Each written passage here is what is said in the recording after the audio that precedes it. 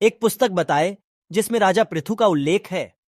नालंदा और विक्रमशिला विश्वविद्यालयों को जलाने वाले, बिहार और बंगाल को लूट कर तबाह करने वाले की पूरी सेना की मटियामेट उसने कर दी थी।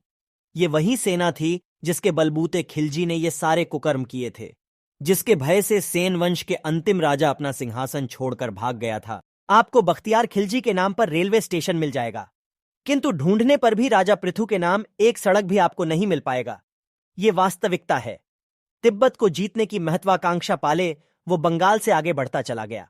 मार्ग में आने वाले सभी बौद्ध और हिंदू मंदिरों को ध्वस्त करते हुए वो कामरूप के पास पहुंच गया। उसकी मंशा थी कि राज्य से पहले कुछ सहयोग लेंगे, उसके बाद काम खत्म होने पर इसे भी नष्ट कर देंगे।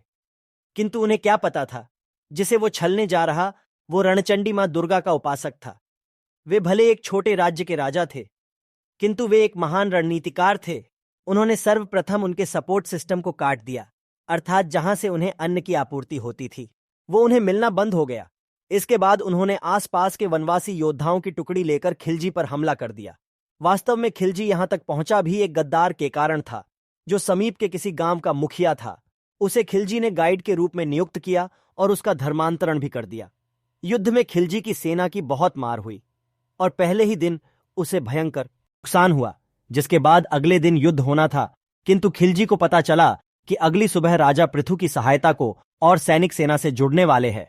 तब भय से उस कायर ने भागने की सोची, किंतु नालंदा की जानकारी पृथु को थी और वे इससे अत्यंत क्रोधित भी थे, जिस कारण उन्होंने उनके भागती सेना पर भी तेज हमला जारी रखा।